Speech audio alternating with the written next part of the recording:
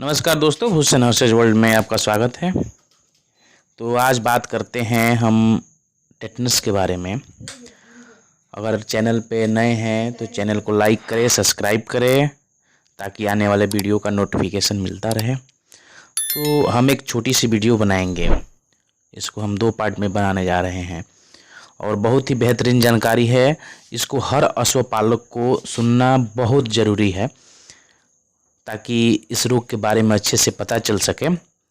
तो सबसे पहले हम बताना चाहेंगे कि टेटनस, इसको इंग्लिश में लॉक जा बोलते हैं और हिंदी में इसको चांदनी रोग भी बोलते हैं, जिसका मैंने पहले एक वीडियो बना दिया था चांदनी रोग के बारे में, जो कि घरेलू उपचार था।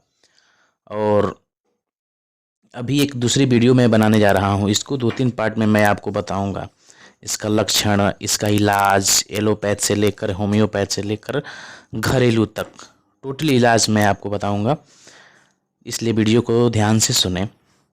तो देखिए, ये चांदनी रोग है, इसको लॉकजा भी बोलते हैं, टेटनस भी बोलते हैं। तो ये एक टेटनाइन नामक बैक्टीरिया होता है, उससे होता है। ये बिल्कुल जो तंत्रिका केंद्र होती है उसमें उत्तेजना भर देता है। उत्तेजना के कारण मांसपेशियों में जो घोड़ों के होते हैं वो बार बार खिंचाव होने लगता है। खिंचाव, सिकुड़न ये बार बार होता है, इससे घोड़े की मौत हो जाती है। इसमें लगभग देखा जाए तो लगभग 90% पशुओं की मौत हो जाती है। कुछ तो जानकारी के अभाव के कारण, कुछ अच्छे इलाज न हुआ उसके कारण। तो ये घोड़ों की मुख्य रूप से बीमारी, ये घोड़ों की बीमारी है। तो इसमें जो बैक्टीरिया होते हैं ये बिल्कुल शाकाहारी पशुओं में ही होते हैं, विशेषकर से घोड़ों में ही पाए जाते हैं। तो इसमें जो लीद होता है और उस लीद को दूषित कर देते हैं और गोबर में जैसे मिट्टी या खाद के रूप में जैसे टेटनस वाले बैक्टीरिया मिक्स होके वैसे आते हैं, जैसे कि एक लोहे में जंग लग जाता है। तो ये निम्न प्रकार से इसको देखा जाए तो एक इन्फेक्शन है, ये घोड़ों के खुर से स्टार्ट होता है। ये पूरा बैक्टीरिया जो है घाव के रूप में पूरा शरीर में प्रवेश करता है और जितना घाव ऊपर से बंद रहेगा उसमें ज़्यादा इसका इन्फेक्शन बढ़ता है। इसलिए जो घाव खुले में है उसमें इसका इन्फेक्शन बहुत कम होगा। तो सबसे पहले हम आपको बताना चाहते हैं इसमें कि जो असर करता है इसमें, जिसमें कि एक जैसे हम बोलेंगे कि टेटनोस्पाज्मिन जो होता है, जो घोड़ों पे असर करता है, जो 5 से 10 दिन के अंदर घोड़ों की मौत हो जाती है, मौत दम घुटने से हो जाती है। इसमें देखा जाए तो यहाँ तक भी देखा गया है कि जो घोड़े 20 दिन की अवस्था तक जीवित रहते हैं वो घोड़े इसमें बच भी जाते हैं, इस रोग में उसको बचा भी लिया जाता है।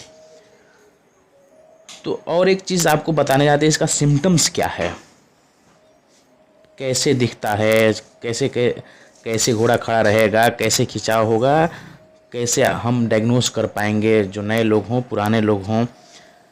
तो शुरू में इसका जो ये होता है, अकड़न हमेशा शरीर में रहती है। जो खाना खाएगा उसको चबाने की प्रक्रिया इसकी जो है धीमी हो जाएगी और इसमें जो बैक्टीरिया है जितनी तेज़ बढ़ेंगी उतनी तेज़ इस शरीर में ऐंठन और खाने पीने की समस्या धीरे धीरे बंद होती जाएगी।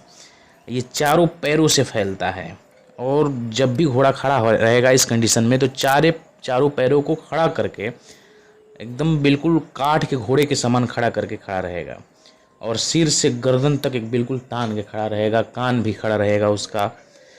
कुछ कंडीशन में जैसे पूंछ भी सीधा कर देते हैं, जैसे मानो देखा जाए कि काठ का घोड़ा खड़ा किया गया है। इसमें तनाव मांसपेशियों में बहुत ज़्यादा हो जाता है, नथुने भी फैला के हमेशा रहते हैं, सांस लेने में भी दिक्कत होती है, मुंह से लार गिरती रहती है। ये सब चीज़ों को डायग्नोस करना बहुत ज़रूरी है। अगर ऐसा किसी भी अश्व में होता है, किसी भी घोड़े में होता है, उसको हल्के में ना ले, उसका तुरंत उपचार कराएं। जैसे ठंडी हवा हो गई, ज़्यादा शोरगुल हो गई, उसमें घोड़ा तुरंत उत्तेजित हो जाएगा। जैसे ही चलेगा तो गोलाई में घूमेगा, थोड़ी ही जगह में मुड़ जाएगा, बिल्कुल चंचल स्वभाव उसका हो जाएगा।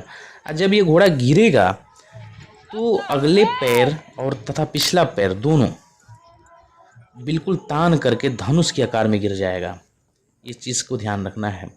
और जिस समय वो गिरेगा उसमें हमको लगता है कि 2 से 4 घंटे के अंदर उसकी मौत हो जाएगी।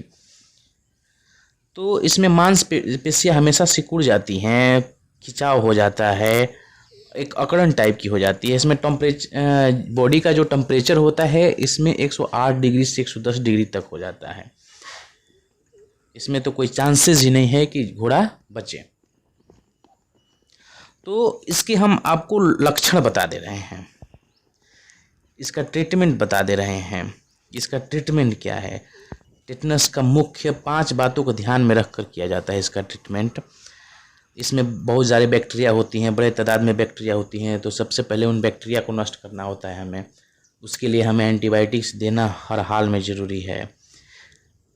उसको बैक्टीरिया को बेअसर करने के लिए मुझे एंटीऑक्सीडेंट देना ही देना है। अकड़ी हुई मांसपेशियों को जो हमेशा खिंचाव तनाव होता रहता है, सांस भी दिक्कत आती है, तो उसके लिए मक्सल रेसलिन देना ज़रूरी है। घाव के लिए तो हम जो भी दवा लाल दवा लगाएं, एंटीसेप्टिक जो भी है उसको तुरंत देना है। रह गई कि इसमें उचित रख रखाव भी कैसे रखा जाएगा, इसको साफ़ सुथरा जगह पे रखना है, इसको बिल्कुल क्लीन करके चूने का छिड़काव कर देना है। बाकी हो सके तो गद्देदार थोड़ा सा कुछ भी हो, धान की भूसी हो या घास के लच्छे हो, फेंक करके उसको रखना है। जिसमें हम एक पेनिसिलिन भी है उसको भी लगा सकते हैं, 48 लैक्स। बहुत सारी दवाइयां हैं इसमें। अगर ऐसी कभी भी कंडीशन आती है, भगवान न करे ऐसा हो, लेकिन अगर ऐसी कंडीशन आए तो उस समय तुरंत संपर्क करें हमसे। किसी भी कंडीशन में कभी भी आप संपर्क कर सकते हैं। घरेलू उपचार से लेकर के घरेलू उपचार हो गया, होम्योपैथिक हो गया, फिर से आप एलोपैथ भी हो गया, तीनों उपचार में आपको बताया जाएगा, इलाज इसका समुचित बताया